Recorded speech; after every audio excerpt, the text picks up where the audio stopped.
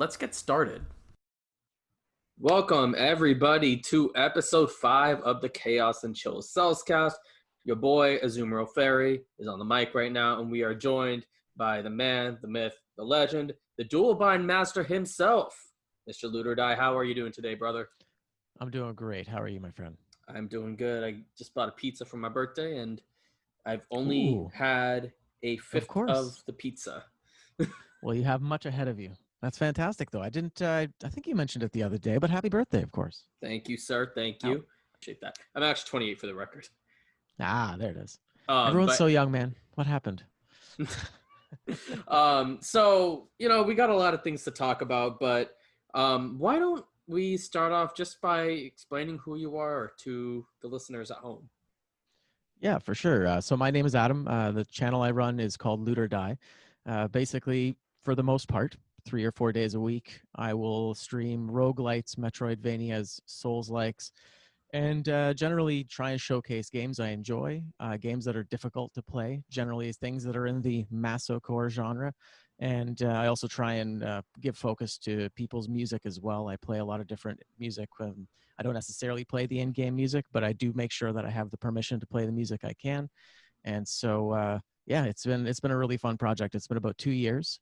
And the name Loot or Die kind of came about because I was streaming under my name, and realized that, okay, I kind of like this. I want to actually see where this goes. And so I ended up looking to create the brand, and that's where all of that came. So I've been streaming actually a little bit longer, but I don't really count anything from 2 years ago, from beyond 2 years ago, because it was literally like streaming off my PlayStation with a camera, and I had an easel with like a green piece of cardboard behind me and stuff. It was very, very, what's the word I'm looking for? It was very just thrown together, right? But we've come a long way, and it's been really, really fun to kind of see a community grow around this, and give me a chance to actually play video games, which I really, really like, and to be able to host something that sort of feels like a show, but not really, because it's a lot more organic, right? Yeah, absolutely. And I hear you on not wanting to watch your old stuff, because I've had my channel since September 2019, and I cannot watch any of the content until maybe February of this year. So that's like 6 months of stuff that I'm not able to watch. So I didn't have a mic, and my production quality was bad, the commentary is bad. It's just like, yeah, it's all a growing experience, right? But yeah, I think I don't have any recordings from before, but at the same time, yeah, even the stuff from 2 years ago, I just think, listen, like, wow, okay, like the processing I did on my microphone was completely different. I didn't have any filters. I didn't have, I was using like 2 or 3 programs. Now I'm using 6 or 7 of them at once. And it's, yeah, definitely kind of balloons as you go. And yeah, looking back on it, kind of realize the learning curve that's been quite a feature. So what got you into streaming, and more like streaming Dead Cells? Yeah, so as far as Dead Cells goes, I was working at a company called Wow One Day Painting. One of the guys that I worked with one day just came up to me and was like, you should check out a game called Dead Cells. Based on what I know about you, I think you might like it. And I was like, oh, okay, I'll check it out. And at this point, it had been in early access for about 6 months. And I waited until it was released on PS4. And as soon as it got released, I bought it day one. And I just started playing it and got completely hooked and absolutely loved playing it. Did multiple hours a day for months. And just even though it was the kind of game where, because it's a roguelite, you don't make it to the end most of the time, especially early on as you're learning how to play the game. And that didn't stop me. So once I was playing that, I had already started to do some streaming, but I was doing it really intermittently. And when I started playing this game so much, I realized I saw an opportunity to make that part of my main programming. And so I did do that. I streamed off of PS4 for a while, for about 6 months. And then I moved finally onto a computer that I bought. And then I've recently upgraded that computer again. And this whole time, just kind of as we moving towards the PC realm, which is of course a lot more modular than a PlayStation is. And it was one of those things where, yeah, as soon as I got this game, it was just, I was instantly in love with the mechanics, with the music, with the progression, with the difficulty, with the risk reward. 1.4 was a specific high point in the series, I think, because there were just curses everywhere. There were certain levels that you could have like up to 3 curses in a level, and that was really, really fun. I don't think I cleared the game at all during that phase, but it was a lot of fun. And I think that the game has continued to develop over time and has kept my attention this whole time. Yeah, well, thank you for sharing that. And it's actually I've been on your channel. How was it today? I hit what 3 or 4 months, right? So I've been able Yeah, to 4 months. yeah, I've been able to see kind of your growth as a content creator. And obviously I got into you because of Dead Cells, but I think from there it was just like more like I got to see you play different games, and then I got to see like more of your personality. And like I think what I've always liked in your streams is that like you have such a laid back personality. Like if you compare like yourself to someone like King, who's like amped up, He I really enjoy is. that. I enjoy it, right? Me and him are friends, but Hmm. I come to your stream basically like, if I wake up in the morning, just have your voice on. It's very pleasant to watch you beat up some baddies, dual bind Yeah. everything, and then watching you play is like it's like the same way I play, just like running around, being like insane and doing all this awesome stuff. Yeah, it's definitely, I think my play style has really been defined by dishing out as much damage as possible all the time. And so that's why dual binding just kind of made sense. Yeah, And just to go into the history of that a little bit, it's what started me dual binding was actually, I think back in it might have even been 1.0, might have been 1.0 or 1.1 before doubles were prohibited. And I remember finding 2 infantry bows very close to each other and pretty much just ran that for the whole end of the game. And as soon as I picked the second one up, I was like, well, what if I combine them? And I was instantly in love with that as well.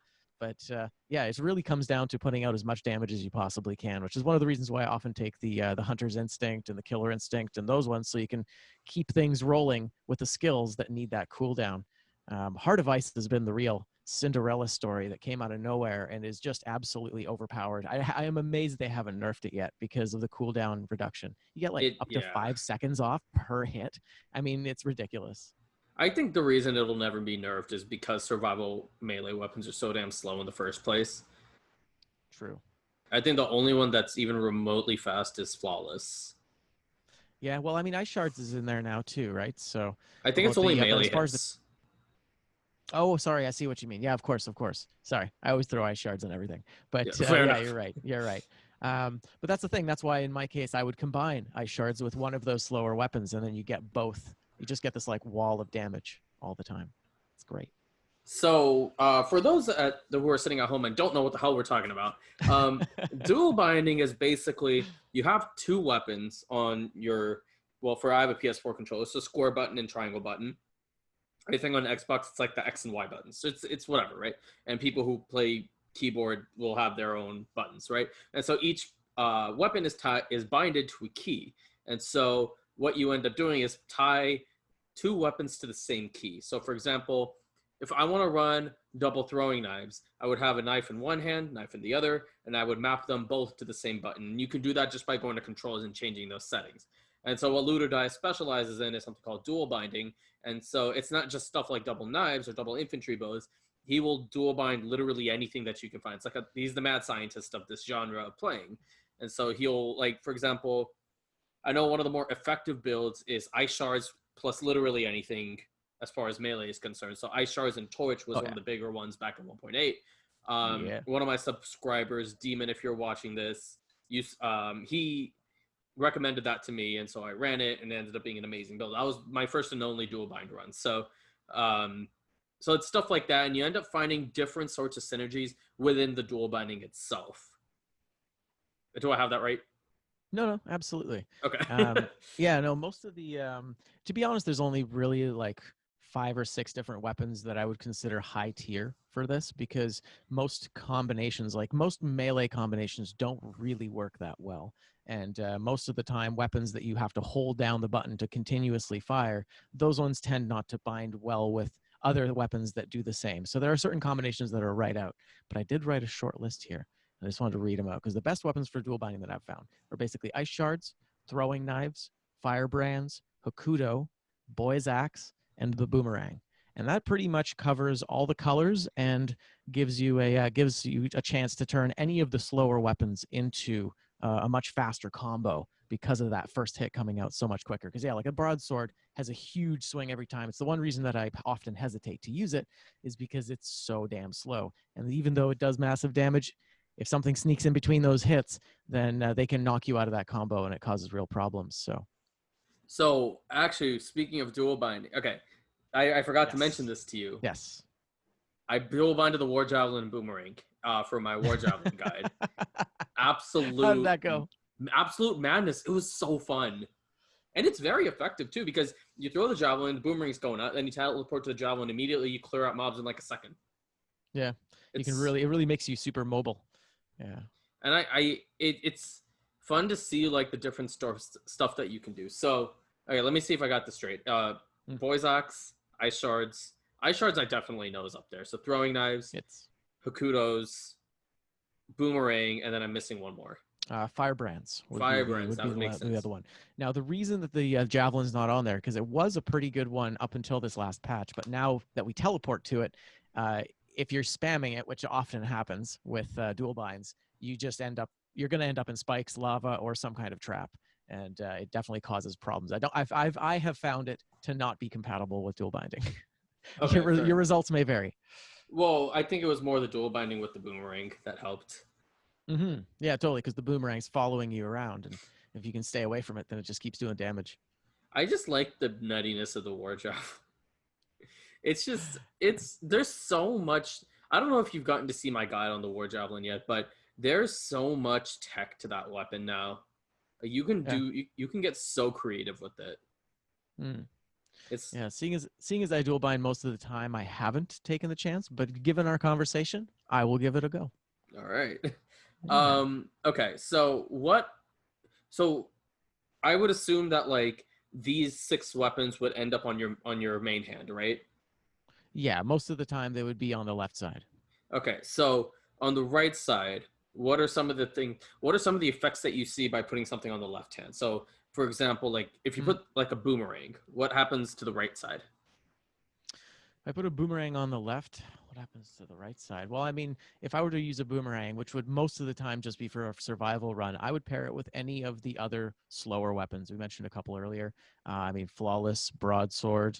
Can't think of any others immediately, but I should be able to. War spear is another one. I had a really fun war spear run earlier today. That was a really good one. Shovel is another excellent one. Like these are all weapons that have massive breach whenever they hit anything. It's just that Yes.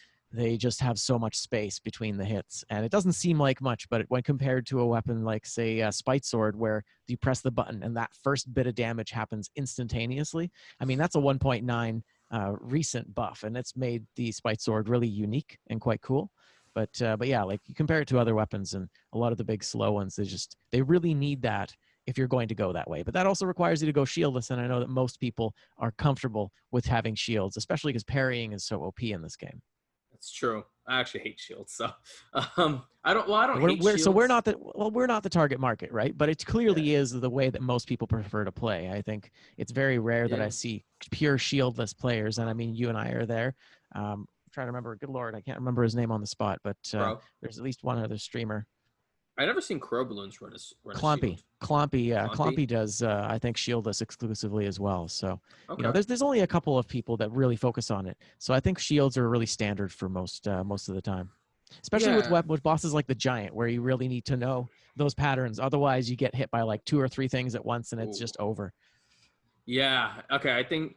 Yeah. The thing about giant is that once you figure out the pattern, it's not bad. But like timekeeper, for example, like there are just some builds you cannot take without a shield. Like, You know what? I have recently started to go timekeeper more often just to practice because I've hmm had this thing where, you play this game long enough and you develop grooves. You develop certain pathways that you enjoy most of the time and kind hmm of realize that, yeah, I hadn't gone to the timekeeper in like 6, maybe 8 months or something. oh So I'm like, you wow, know what? It's time for me to start practicing a little bit. And so I did the same thing with Kanji earlier back in the day when I first overcame that boss and was able to not have to go that way for a while. I did that. And then I realized, you know what? It's actually part of what makes it fun to play is the variety, and part of what makes it fun to watch is that people don't want to see you do the same thing over and over. They want to have a variety of things. That's why a lot of different there's so many different weapons, so many different combinations. So why rob ourselves of being able to fight even any of the bosses, because they're all really quite cool and very different in a lot of ways, right? Like the giant fight is completely different than the TK. this is true. And me and King were talking about this the other day about how giant is a lot more stationary, but timekeeper you're kind of always on your toes and stuff like that. Yeah, yeah, definitely Um, more of a glass cannon versus the giant being more of a tank, I'd say. like Yeah, tank and AoE, you know? I think I would say that's fair. Um, I think we were talking about this before the recording, but my preferred route right now is Arboretum into Depths, into Ancient Sewers, into Kanji, Graveyard, which is my favorite level in the game, and then Cavern, Giant, HPC, and then all the 5BC stuff. Of course.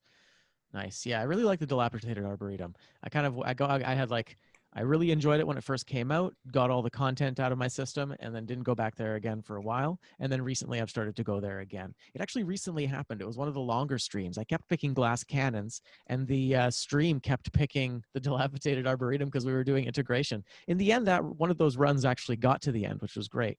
But yeah, at first it was kind of a cruel joke because the spikes there are so hard to deal with, and there's thornies and there's mushrooms. Like the enemy, the mob set is really aggressive for it being the second level in the game. You know what I have the hardest time with in Arboretum is Yeeters hitting you with that melee attack and you fly back, right? But then you fly back into spikes or into that carnivorous plant. Oh yeah, and the Oven Knights, of course, as well. Throw those guys in there, why not? And the Rampagers, like it's crazy. It's probably the most diverse move set in the, or not move set, diverse enemy set in the entire game. I'm trying to think of anything that's more diverse than that. Hype Castle is pretty diverse, I would say. That's true. Yeah, you've got all the knights. God, those stupid tornado knights, man. I can't, like, they're the one enemy that I consistently tank into every single time. I They saw that you always were cause me to struggling. panic. I They saw always you were cause me to panic. struggling. It's so funny, eh? But you know, I hear you on that one. For me, the bigger problem is the Royal Guards, the Hand of the Yes. King enemy. That's the one I Yes. struggle with. They always mess up my kill streak. They always cost me a lot of damage. Ugh. Yeah, I've only recently started to like finally move around those guys effectively, but for the longest time they were definitely my bane. I've been calling them Telluric Knights because it's such a cool move, but yeah, they'll full clear your health if you're tactics or even brute. If you're in the in high peak, then yeah, they can do a huge amount of damage with just one hit. So let's talk about the hot topic right now, which is the 1.9 update. So what Right. are your thoughts on the update? Like, what are some of the stuff you like? What are some of the stuff you didn't like? And what do you want to see improve? Ooh, that's a good question there. I know that they've rebalanced a lot of things, right? So they removed gold as well as a sell, and even though initially I was kind of bummed out about that because it was something that it kind of gave us like a pinnacle for amulets, because it was like if you do this, you give yourself a lot more choice in every other area of the game. So it was a very like it was too OP, and that's why they removed it. But I know they also had to because they wanted to make everything cost like a fraction of the amount. The fact that the costs have changed so much felt a little rocky when we were doing the alpha and the beta, but at the same time, I feel like it's better in general because you do still have to purchase weapons if your weapons suck, but at the same time, and I mean, you only really have like maybe 40 to 60,000 gold by the end of the game. So if a potion costs 20,000, I just think they kind of like they took a lot of the peaks and valleys out, and they kind of made it a more consistent experience. And while that feels like they're taking away from the experience that we had before, I think that overall that more balanced experience, like I don't know about you, I've been winning more. And that's just kind of how it is. I play very risky. I often do glass cannons. I often take double damage, quadruple damage weapons. I often take big risks when I'm playing, and it makes it more interesting for me. But it also means that I will, jump into a harsh situation while cursed and totally forget about that and die right away. And so now I'm noticing that I'm able to take more of these risks, and am not being punished as hard for it. So 5BC is still difficult. Like it still takes an hour, hour and a half to get through an entire run. And especially if you're streaming, you're also like pausing and interacting and hosting and doing all of this other stuff. So I don't think it's really made the game worse in any way. It just kind of became different. And I think I am enjoying the experience more, but there are the growing pains. Like when they took 1.4 away, when 1.5 dropped and we lost like 90% of the curses in the game. That felt like a huge hit because we were able to, those of us that took the curses all the time were up like 5 or 6 scrolls every single run. But at the same time, it was also that higher risk, high reward. And yeah, I really enjoyed that aspect. But then again, here we are, 1.9. I don't really remember it anymore. I'm happy when I see a curse. You get used to the, you get used to the equilibrium. So That's a really, really good point. Actually, well, I'm gonna edit this out. I just had to use the bathroom real quick. of course, yeah, go for it. Sorry about that. I swear I'm a good YouTuber. No, that's okay. No, you do your thing. Nothing worse than needing to go to the bathroom and like that slow rising panic. And yeah, it's no good. I actually went to the bathroom in the middle of one of my runs, but I do live commentary on my runs. So and I don't like editing my full runs. So when I posted it to YouTube, it was just like 30 seconds of awkward silence. It happens. I've done a lot of these. Been starting to like really do highlights of my VODs and trying to like basically chop everything into chunks so that there's continuity in the VODs. And yeah, you know what? Sometimes that's kind of what it's going to be. It's not a perfect video of a run of a game because there's all this other stuff that I'm doing in between. And yeah, sometimes you're like, you just like pause the game and talk, like you're doing giveaways or talking to the camera or doing whatever with your community for a while, and that stuff gets into the VODs. So at least with YouTube you can do a little bit of editing if you really need to, but overall 30 seconds of silence is not that bad. Yeah. But anyways, going back to what you were saying, all that's not going to be in the podcast, by the way. No, it's all right. But going back to what you were saying, I definitely agree. When it comes to, people will get used to those changes. Like a lot of people haven't liked the changes, and I think that's fair. I don't think like you have to like everything. Like, one thing I still miss is the abundance of curse chests. Like I genuinely miss that because I felt like, and again, like me and you have like pretty much the exact same play style. So it's like, being able to like change up your play style or just like bull rush an entire mob while curse, like it's a fun risk reward thing. I like it. I enjoy it. But we don't get to do that anymore, and that's kind of unfortunate. But at the same time, it's probably for the better, just because like at the end of the day, I feel like if they want to attract new people to the game, they kind of have to calm down on certain aspects. And I think this is a good way to do it. Is like not to make everything so like punishing, like you can only make one or two mistakes and then you're done.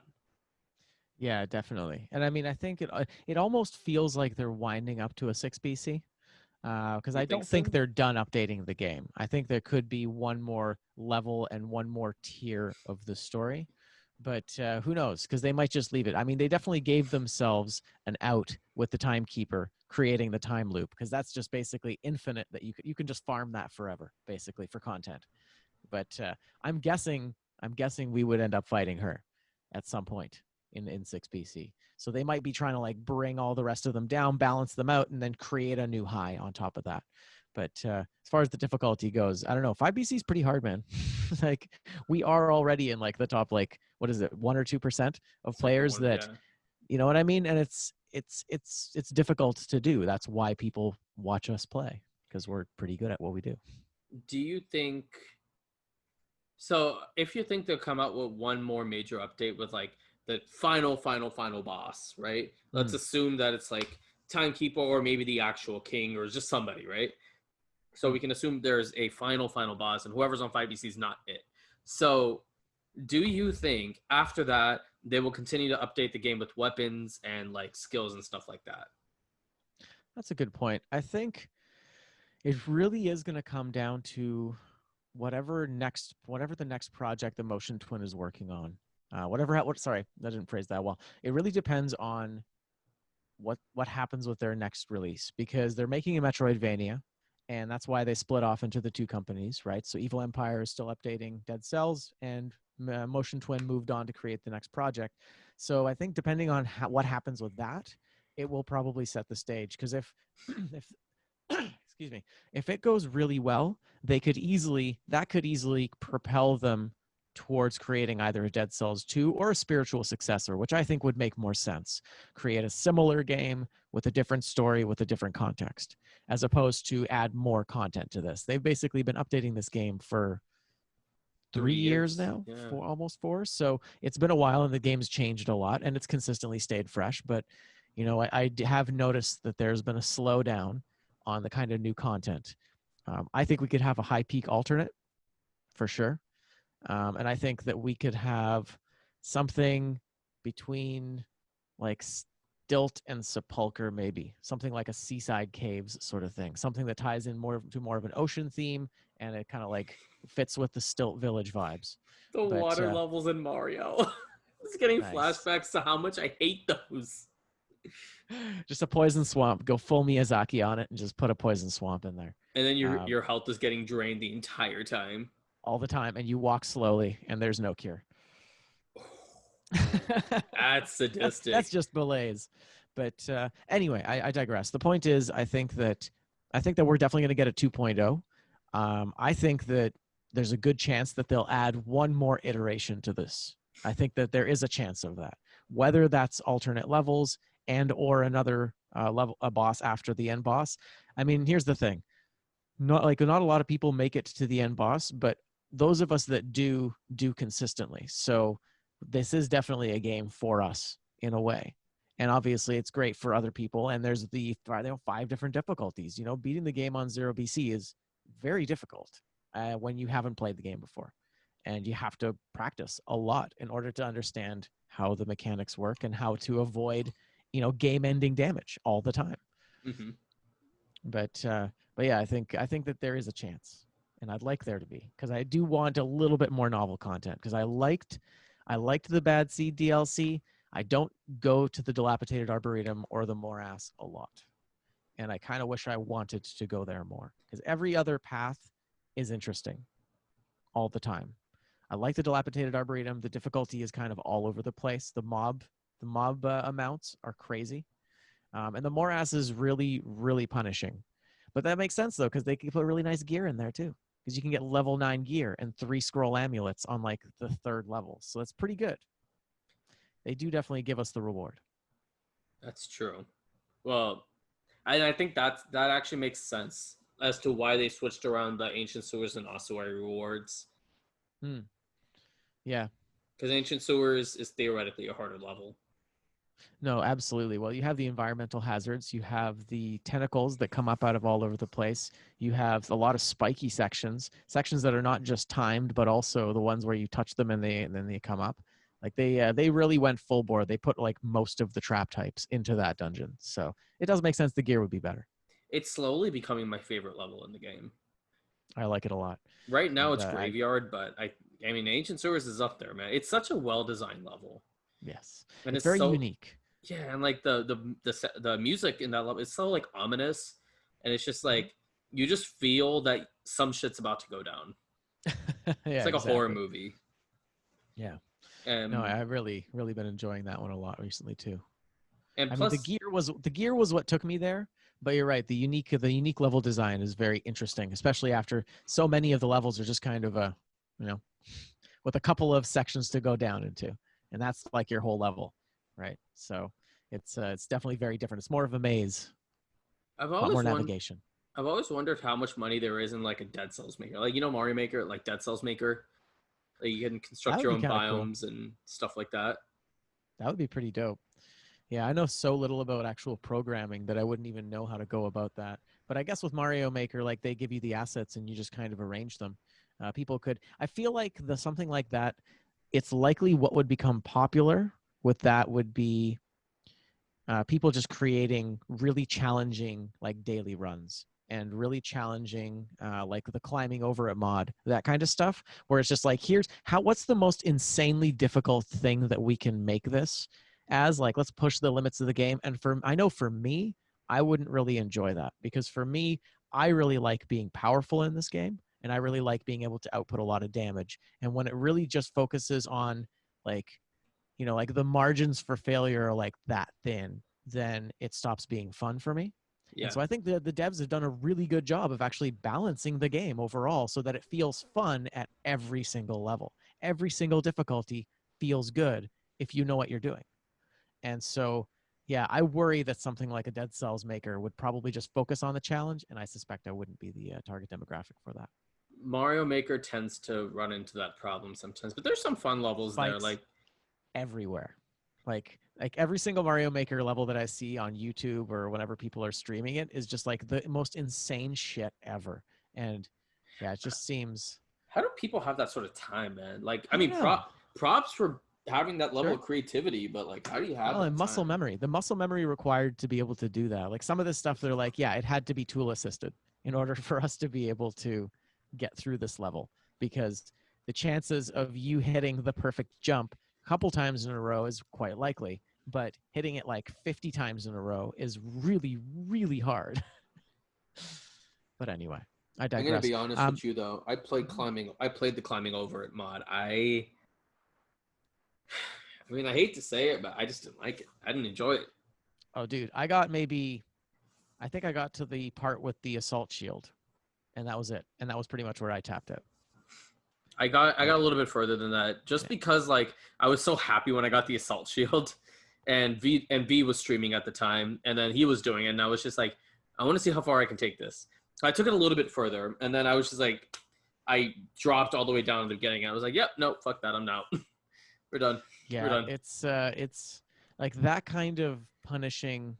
Like I don't know, it's funny because then at the same time I like don't even blink at playing a game like Bloodborne where you're pretty much one or two hits away from death at all times, and like that's like really like the risk is there. It's just like with a lot, I find with a lot of these kind of puzzles, you just feel like you're like slamming your head against a wall, not really feeling Jump King, not really feeling getting over it.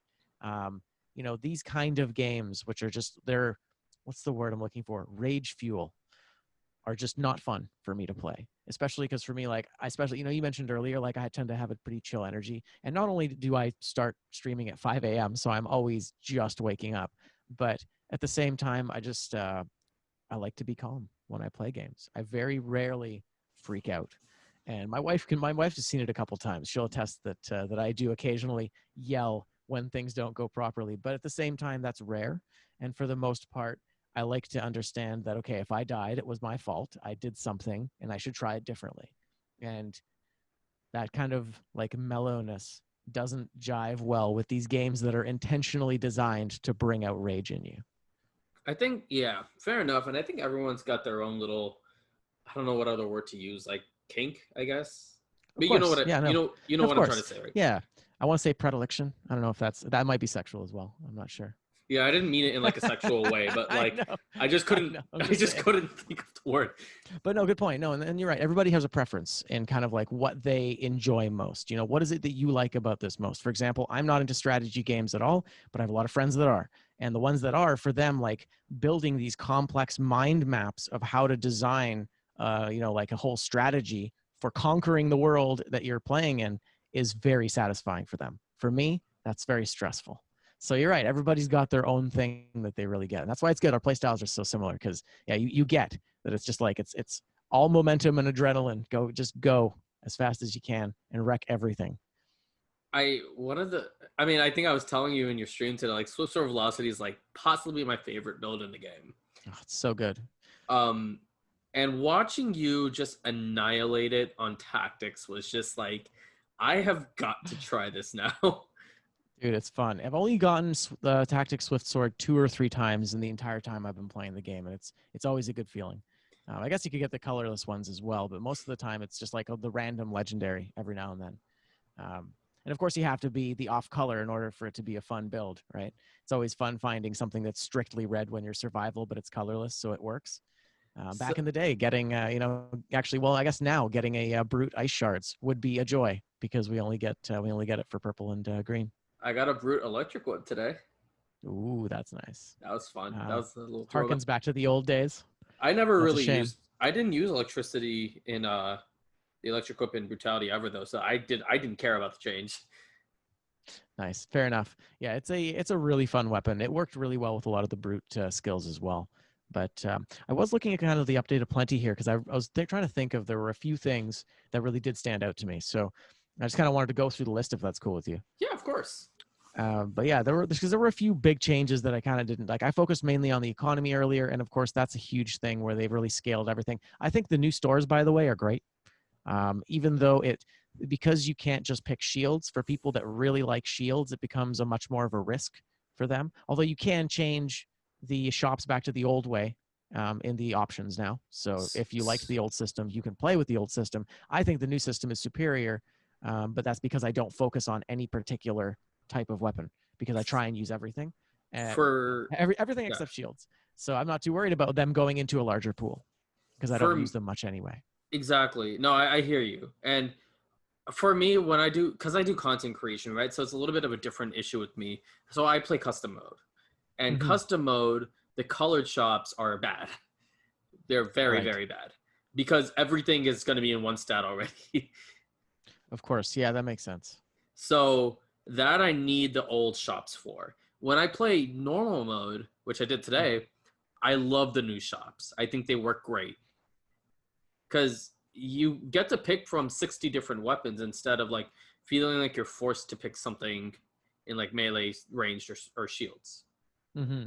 Yeah, you might be able to find, if you are entirely ranged, you might find two ranged options. And I really like the fact that you can re-roll the shop so many times. I am now using that function every single time at every single shop because Mm-hmm. I always want to try and roll for something that I think would suit my build. And now that's, even though you get slightly punished for it because the base price of the item goes up a little bit, it's not really that expensive anyway. It's only costs you about like, 5 or 600. What's the word? It's like the potential of 5 or 600 if you choose to take the thing. But if you choose to take the thing, it's because it was the good fit. So why wouldn't you pay a higher price anyway? Right. So I really like the way the new shops are. The new shops are actually great. I do think it's superior to the way it used to be. Yeah, and what I think for me it was just like what when they added that option, I think that's when I was just like completely on board with the update. Because Mm, before that, the shops frustrated me. Again, when in this 1.9 update, the entire alpha and beta, I was just testing shit out. Like I was sure. like, okay, this is what the Wings of the Crow does. Let's do a whole run with it. This is what the repeater crossbow does. Let's do an Wings of the entire run with Crow. it. Yeah. Yeah, God, Wings of the Crow is just It's so ridiculous. They just overpowered it. And now they're gonna try and scale it back over time because right now it's a meme weapon and it almost makes the game not work because it's so game breaking. Um, it is fun though.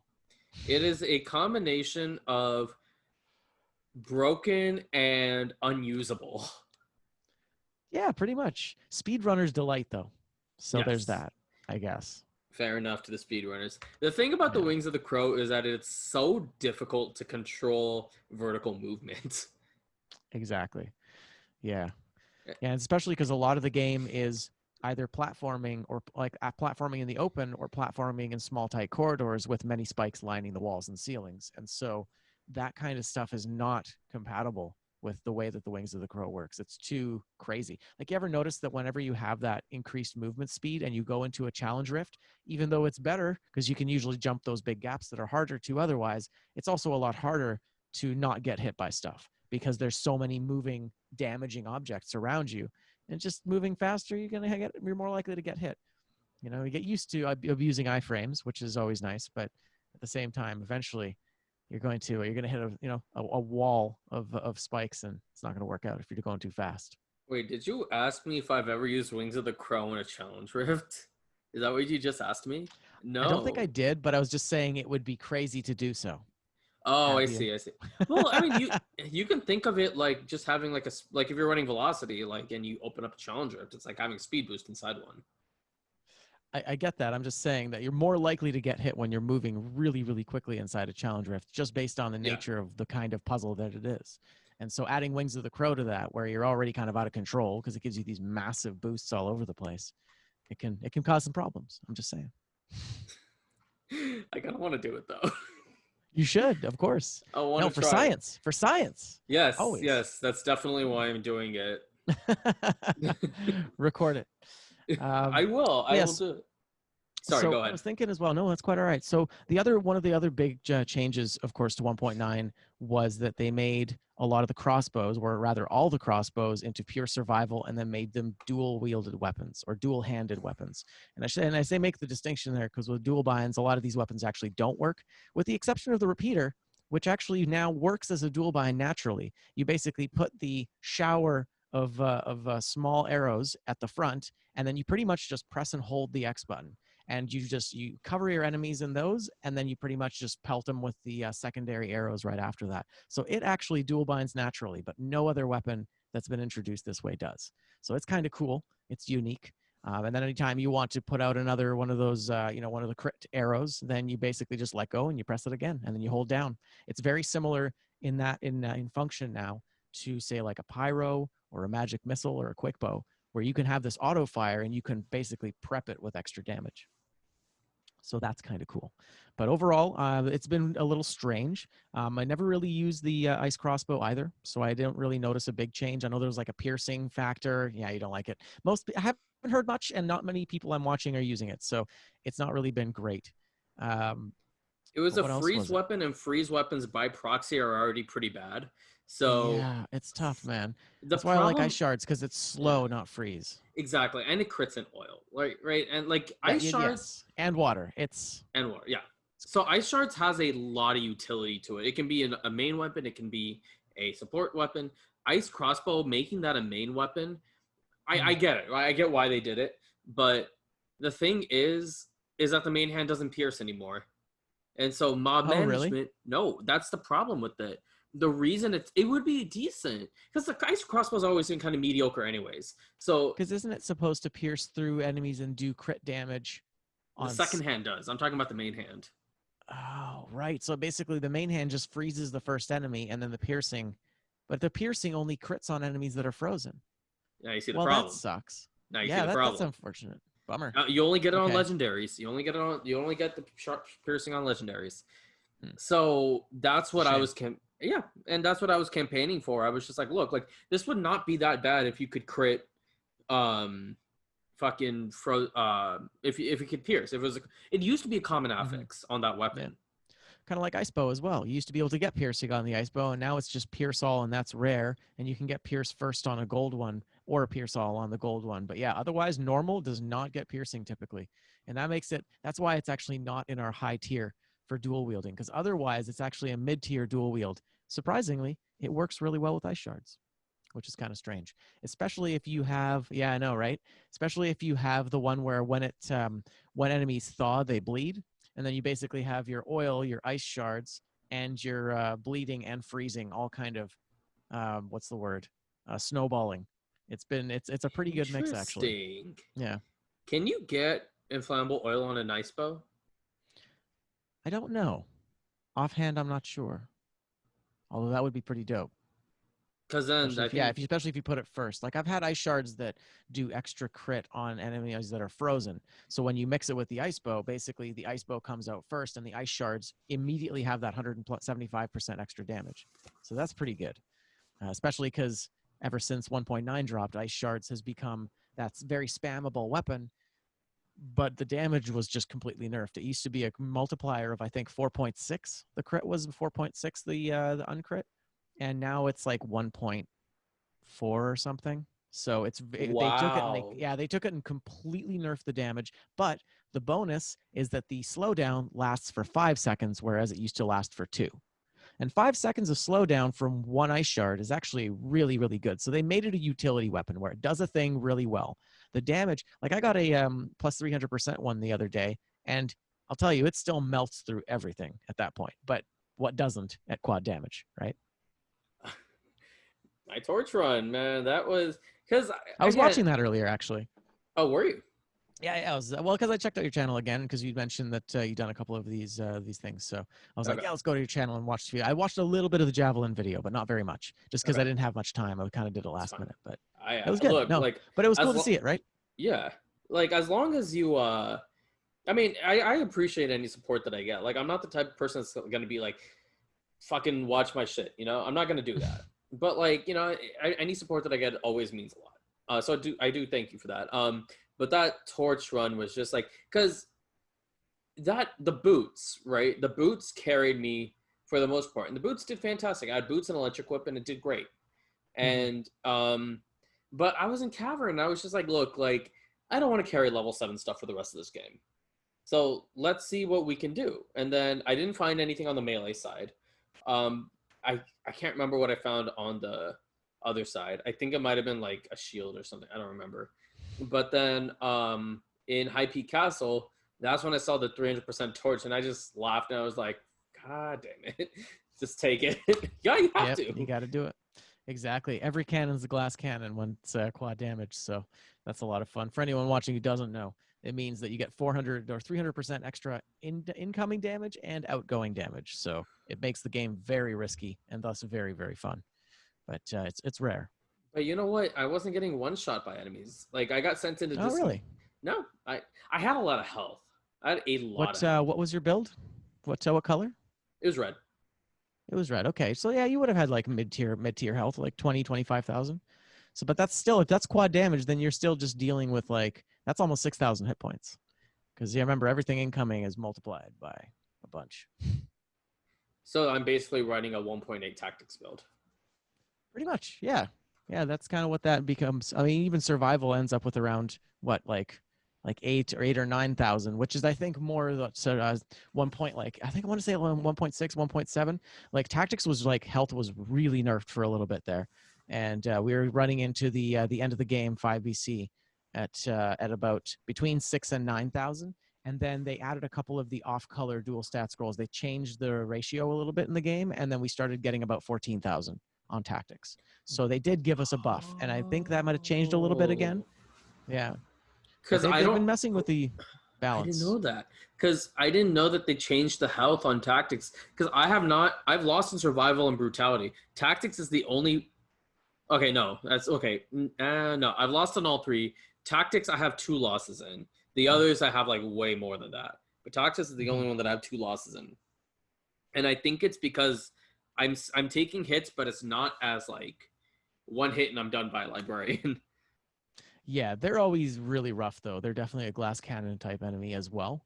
So it makes sense that they do so much damage. They're really trying to teach you how to avoid that punishing move by the end boss, because it'll clear your health bar.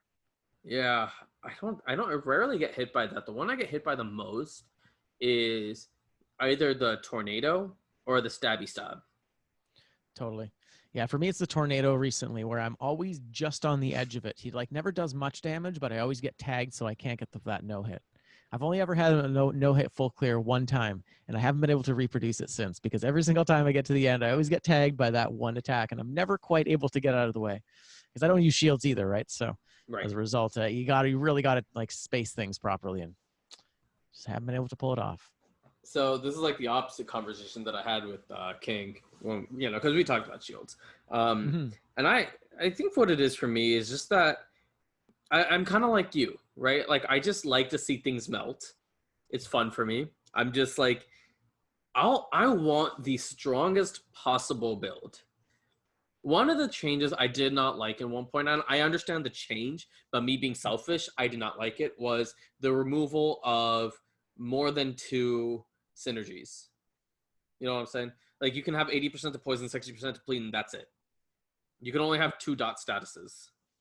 Oh, interesting. I didn't realize that. Is that a thing? They put it on the very last update before it released. Interesting. Yeah, 1.9.7 or was it 1.9.6? Might have been 0.6. Yeah. Wait, they released a 0.7? Yeah, there it is. Prevent more than 2 plus XX damage on target affixes from appear on an item. Interesting community suggestion, too. The community suggested that. Why? The community sucks. That's so weird. That seems like a strange thing to suggest. I just don't know why people would be like, we're having too much fun. I think what happens is sometimes the game does get a little bit too easy. If you somehow are able to get every single synergy possible, you're going to break the game. Oh, no, absolutely. Yeah, and I mean, that's why they took away like 4 or 5 of our scrolls as well. Because they were like, people are clearing this way too easily. I mean, the funny thing is that they then nerfed the bosses, so we're doing the same thing. It's just lower numbers. They made it, I feel like they made it easier, though. Like overall? I feel like once you get past the first boss, you're fine. Yeah. Yeah, it's just the early game that's tough. And that's because we're used to getting 8 scrolls at the beginning of the game. And that was one of the other major changes in 1.9 was that they removed scrolls off of items. Now, I think this was some positive experience. I think that the fact that they removed that made it so that re-rolling weapons is a lot less punishing. You're not worried about having your split weapons remove your health or damage. That's a risky proposition. And I do think that I think it was a valuable choice. It was it's one of the best things I've ever done. Yeah, it definitely made it so that I'm more likely to be able to just switch over to another weapon. I can basically switch over to another playstyle very quickly and often, and it's not really that punishing. The punishing parts come in whether or not I choose something with terrible affixes, because some things are, some affixes are worse than others. And the other thing is just the synergies inherent in the weapons themselves. If they don't work well together, then they won't work well together. Not everything does. But I think that that's a much better problem to have than maybe RNG is going to take 30% of my damage away. That sucks. I think one of the yeah, and that was always one of my complaints since like I want to say since 100% S items were introduced as a thing. Because it like I think you remember it used to be like 100 plus, 60 plus plus, and 30 S, right? Yeah. And that was that way Right, until yes. 1.2. Mm-hmm. And so once that was introduced, I think that's when it became a problem. Because once you maxed out and got the entire forge, then you had the problem. Because plus plus was easy to reforge and get what you want. Because it's one or the other. It's 50-50 chance. Now you're wrestling with the 33% chance of getting what you want. That's a good point. Yeah. And that's when things really started to be an issue. There was one run. I had to stick with a level 4 weapon because, and remember, I'm doing custom mode, so the chances I'm getting this item, I don't remember what item it was, but it was a showcase of this item, and the chances of me getting this item were going to be big time because I run custom mode. Mm-hmm. I got stuck with the level 4 one because of the fact that I just could not find a single good one that was +2 in purple. Right. I kept getting purple green the entire time. Could Yeah. not find a single one with the affixes that I wanted, and I was not prepared to reroll. You got RNG, and that just unfortunately happens with these games. And I think when someone has, not you and I, because we're veterans at this, but when someone has a couple of really, really rough experiences like that and they're relatively inexperienced with the game, it can be really discouraging, which is why I think the devs have worked so hard to create a balanced experience so that it's not like, okay, this is really, really fun if you get really good at it. It's like, no, we want this to be really fun the whole time. And I think that has been a really valuable thing. And that's shown up in all of the updates, I think, even though some of the choices kind of annoy me. But as you're saying at the very beginning, not everybody's going to like everything. And I think it would be insane to want that. I think that the fact that I have preferred play styles and preferred things I like, and the fact that there are many people in our community who like the opposite of those things and they enjoy the game just as much is great. That's excellent. We all get the experience we're looking for. And that's kind of what a game like this is trying to do anyway. So there's so many people, like, again, like just going back to King, like me and him play such a different play style, but I love watching his stuff. And then, and then every other creator out there, like Hyper, like he is so good with certain weapons, like Marksman's Bow inspired me to go on a Marksman's run last night for the first time. Nice. And how was it? I got a win. It was good. It felt good. Nice. I didn't personally enjoy the run because it was slow. Sure. That's the problem with Marksman's Bow, is that you have to be very deliberate. I like bull rushing. Melee tactics is my best play style, so that's why I like to bull rush. No, that definitely works. Yeah, I'd say I'm best with brute, but I have the most fun with tactics. And I got to say that survival's quickly coming in. It's quickly coming up now that they've started to add. Now that they've added ice shards to it, honestly, I've started to play with a lot of the other weapons that I wouldn't have played with otherwise because they were just too slow. And now you can kind of fill in the gaps a little bit with ice shards, and it becomes a lot more fun. You can actually play a fast survival build, and that wasn't possible before, unless you got a colorless item, in which case you're not really doing a survival build, right? So it depends. Depends on what you're looking for. Does Flawless work with ice shards? Oh, yeah. I figured it would. Definitely. Flawless, Shovel, War Spear, Symmetrical Lance. They're all great with ice shards locked into the first place, for sure. What about I mean, you have to what's that? Rhythm and Mizoki. I don't like that weapon for some reason. I don't like it. I'm sure I'll force myself to play with it eventually because, as I was saying earlier, I try and do the things that I don't do very often because I've gotten to the point in this game where we've been playing this game for a long time, right? We've done most of the things. So, something like this will create some novelty. So eventually I look forward to it. I assume that it's probably as good as any other slow survival weapon. That's my guess. Just because it is powerful. It isn't slow. It just has a rhythm to it. And there's, I'm so sorry. But yeah, with the ice shards, it definitely works. And any of these big slow weapons, if you can slow down the enemies, then they're playing at your speed now. and then it becomes easy again. So that's kind of one of the reasons I like ice shards so much. It's just that consistent Oh, damage. Dude, we did a double ice shards run a little while ago. It was bonkers. It was just like everything was covered in ice. They were doing so much damage. One of them was legendary. It was a beautiful thing. I want to break the game now. Yeah. Tactics, double ice shards, oil grenade.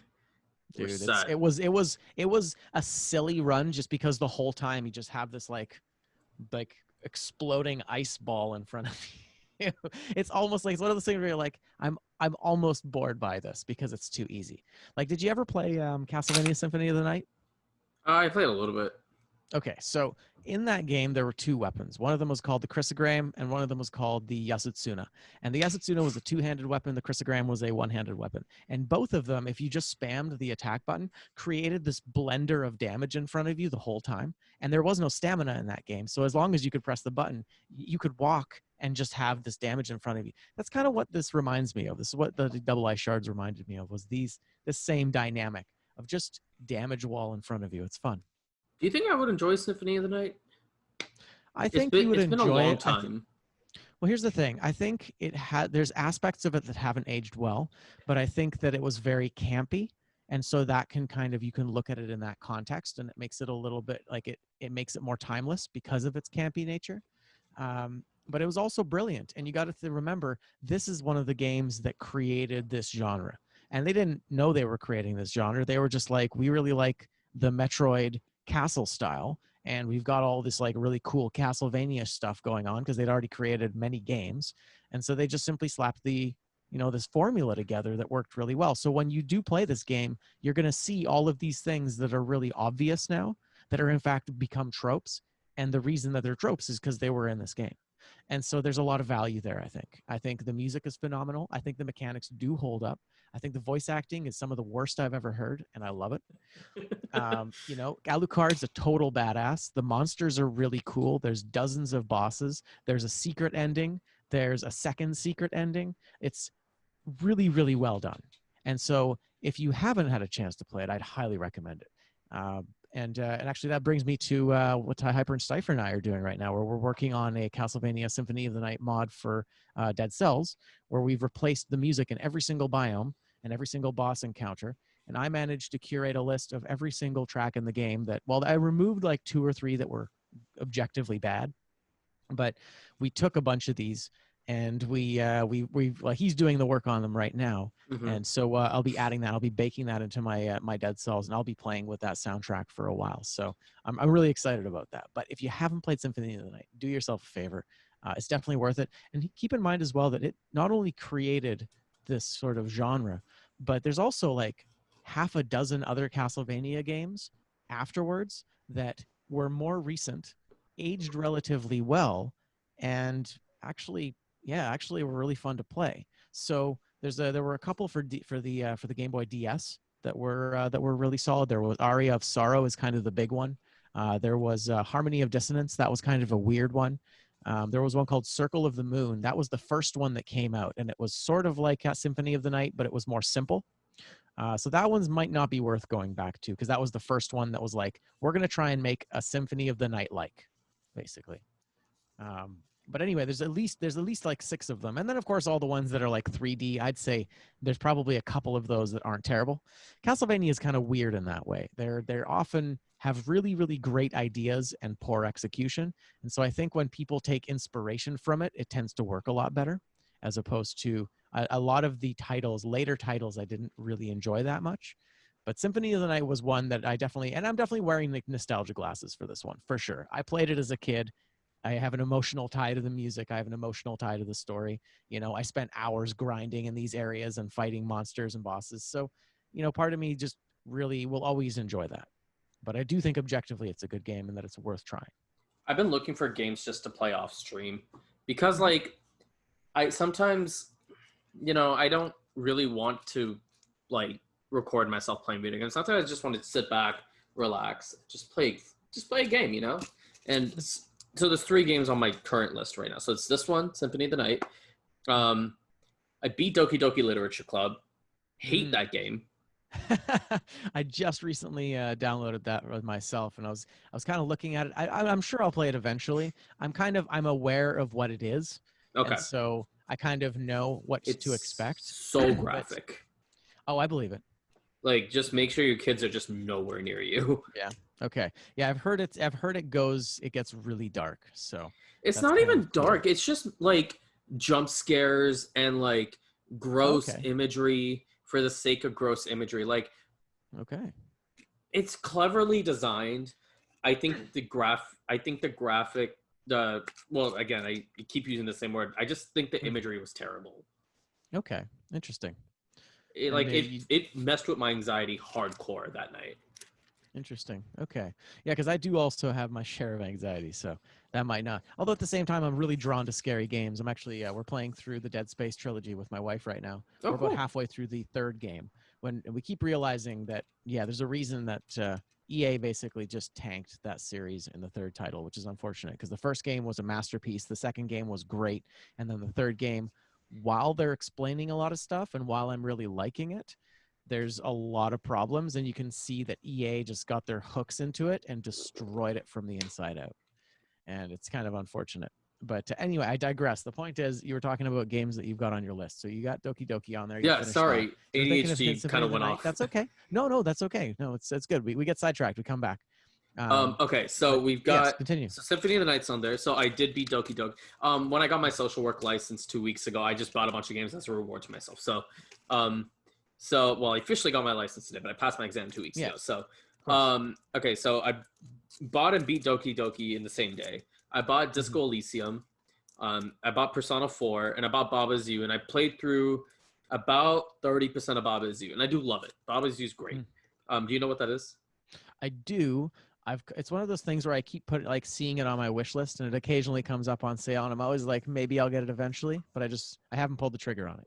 It's such a laid back, chill, cute game, but it's a Mm. very it's a puzzle game. Yeah. It's just very like you got to really think things through, and I enjoy it. I really like it. Hmm. Um, so Disco Elysium is a detective game. Persona 4 is Persona 4. If you played Of Persona course. 5, then Persona Yeah. 4 apparently is really good. So I bought that, and Nice. then I'm going to buy Symphony of the Night. Though, and that is Yeah. my list of games. Yeah. Honestly, I think you'll enjoy Symphony, and it's definitely got a lot of content in the sense that you'll play through it once and you'll get to the end, and then you'll realize that that wasn't the end, and then you'll play through it again, and then you'll get to the end, and then you'll realize that wasn't the end. So it's good. There's like a whole thing there, and it's not really spoilers because it's a big game and it's also 20 years old. But the point is that I think you'll get a lot of value out of it. Is it on sale on Steam or something? Or I'm trying to think if there was like a re-release. There may have I been. I don't know. Anyway, whatever. Otherwise, You should definitely try it out. I mean, you could always emulate it as well. I don't know if you need to edit that out, but you could always technically emulate it. Like for myself, I owned a copy of it, so if I were to play, I may do so. But then again, who knows? If it's on Steam and it's like a relatively affordable, price, then whatever. May as well go for that. I have certain liberties with the channel, and I have certain liberties I can't take with the channel. I just like I push certain limits, but when it comes to certain things, I do know what that I have to edit it out. Emulation is one Of of those course. things where it's just like, do I care enough to edit it? Probably not. Right. Looks like no. Actually, you know what? Symphony of the Night, not in the release. They did this release, this anniversary collection. It's got like 8 or 9 games. Everything but Pretty Symphony of good, the but not Symphony of the Night. Yeah, you might have to emulate that. But uh, anyway, I digress. So yeah, lots of big changes in Dead Cells, man, and I think that overall they're mostly good. I'm a little sad that they took the Nerves of Steel, Multi-Noxpo, and Marksmans and put them into Tactics. That sucks. They yeah. said that they buffed them, but it doesn't really feel that way. Multiple Um, Knox feels really, really buffed. Does it? Yeah, For I me, it haven't. I does. still haven't enjoyed it very much. It's that animation lock that it does that really bugs me. You get really locked in between arrows and makes it hard to move around. It really gets in the way of mobility, which I think is kind of the antithesis of a tactics build. I dual binded it with Pyro because Ah, I had inflammable oil on my multiple Knox, so I was just like, screw it. Okay, that's pretty dope. Yeah, you fire the one and then you just start barreling them into them with the oil. That's pretty dope. Or Yeah, the and it's fire, I mean. yeah, and the cool thing is like pyrotechnics only will you don't have to 4 hit combination, Right. so it'll only shoot the last 3 instead of the 4. So you shoot the Oh. multiple knocks bow, get the oil in them, shoots the last 3, then you get to kill. Oh, isn't that interesting? So you get to the crit faster. Yeah, Yeah. the only hit that actually matters. That's some big brain thinking right there. That's pretty solid. I Yeah. hey, I consider myself to be a bit of a sandbox player in this game, so it's like Yeah. anything that I can try, I will try. Yeah, it's a fun mix. One of the interesting combinations I remember enjoying a lot was Blood Sword and Flawless were a weird dual bind that worked really well this one time. And basically, you'd because of the fact that there's 2 hits from the Blood Sword, and then it basically there's a delay between the second and third hit. That's where your first Flawless hit fits in. And so you basically can create a quicker combo by moving back and forth between the 2 weapons, because the Flawless has like space between, it's like a 1 2 3, whereas the Blood Sword is like a 1 2 3. So there's like you can kind of fit them into each other, which is usually doesn't work for melee and is very counterintuitive. But anyway, I digress. That's That's cool. Yeah, Blood it's Swords. rare that melee works well together though. Honestly, I have found maybe like 2 or 3 combinations that I've really liked. Actually, so my final question, as far as Dead Cells Mhm. is related, is how do you avoid certain situations where it's like you're waiting on certain dual binds to work, right? Because um, for example, like your blood sword thing, like you have to wait on this combination. If you don't roll out, like some, and with bosses, you have to roll out of it. You have to do certain things. How do you deal with boss battles on a dual bind? For the most part, I usually end up, I don't know, I just honestly just spam damage. Just spam damage and move around a lot. As a shieldless player yourself, I'm sure that that you really need to know the boss's spacing. And when you have that, it's a very different style than with shields. With shields, you got to go into it. You got to lean into it. It's like Sekiro. You got to deflect, and that means that you have to put yourself in harm's way but react effectively. And I think with rolling, because of the nature of iframes, you can just roll through most things. And it hasn't bosses actually haven't really been much of a problem for me lately. It's mostly making bad mistakes. It's making like rushed mistakes while trying to navigate a level quickly is where I usually hurt myself, not so much during the boss fights. Um, but yeah, honestly, I find with the dual binds, that tends to actually you just get more damage. The fights just go faster.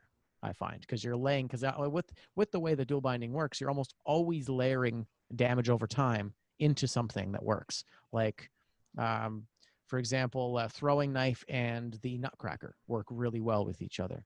Um, there are a few other weapons that I'm trying to think of. What was one that worked really well for the Nutcracker? There was a weapon. It slips my Warzax? mind now, unfortunately, because it's something that like stuns, and you basically like proc the stun for the Nutcracker every single time. And it's slipping my mind right now, unfortunately. But there's a combination with a Nutcracker that works beautifully for that. Let me know what it is when you figure it out. I know, right? Because yeah, it's good. Ever since the Nutcracker got a buff, they made it bigger and faster, and it's been a lot more fun to use. So, All right. but Well, anyway, it is about that time. So, I naturally. do. I see. I really want to thank you. This was a very interesting conversation, I'll say, and you have a lot of really interesting opinions on the game, and I do respect the way you play. It's always fun just walking in your stream, and just seeing you just like it's such controlled chaos, and I love that. Totally. Um, That's a really good way to describe it, actually. I really like that. So before we get out of here, I ask Hmm. everybody who is a guest on here one simple question, and that is, what are you doing tonight to take care of yourself mentally and emotionally? Ooh, that's a really, really good call. I am going to be going for a shower pretty much immediately afterwards. That's definitely a really important part of the day. I'm going to get myself to sleep early because tomorrow I actually have my first real workout that I've planned. So I got to make sure that I'm ready for that. Been adding the workout, been adding drinking water to the routine. Trying to move from an evening schedule to a morning schedule, which I know sounds kind of silly considering I stream at 5 a.m. multiple times a week. But at the other times of the day, I do end up staying up still. I'm still kind of a night owl. So I've been really like focusing on getting to bed earlier. and trying to just at least even just be in bed, even if I'm not going to get to sleep. Because that's the biggest return, right? Because when we sleep, our body heals, and it's so important. And as a night owl for a very long time, I'm used to staying up until like 2 or 3 in the morning and just powering through the next day. But now that I'm like 36, it's getting harder to do that, man. The cost is higher, and it's difficult, and it has a bigger impact. So, yeah, that's going to be the big one. I'm, getting myself to bed early, making sure I do my self-care. My showering routine has gotten a lot longer. When I was younger, I just like get in there, scrub, you're good to go. Now I've like on moisturizers and stuff, like it's a whole deal. But I also feel healthier though, right? So Yeah, it makes a difference. good for you. Good for you. Yeah, thank And you. good luck with that And workout. oh, absolutely. And thanks for having me on the show. I really appreciate it. It's really fun talking to you, and I really appreciate you being in my community, and of course in our general community, because there's so many of us that make up the mostly the Dead Cells community. I call myself a variety streamer, but let's be honest, I play Dead Cells like 80% of the time. So, I'm you definitely know, not a variety YouTuber, although I do dabble into social commentary here and there. So, of course. Yeah, absolutely. um, And I appreciate that you do that. So, absolutely. So, thank you, Adam, and I will catch cheers. you next time. Yeah, sounds great. Thanks for having me.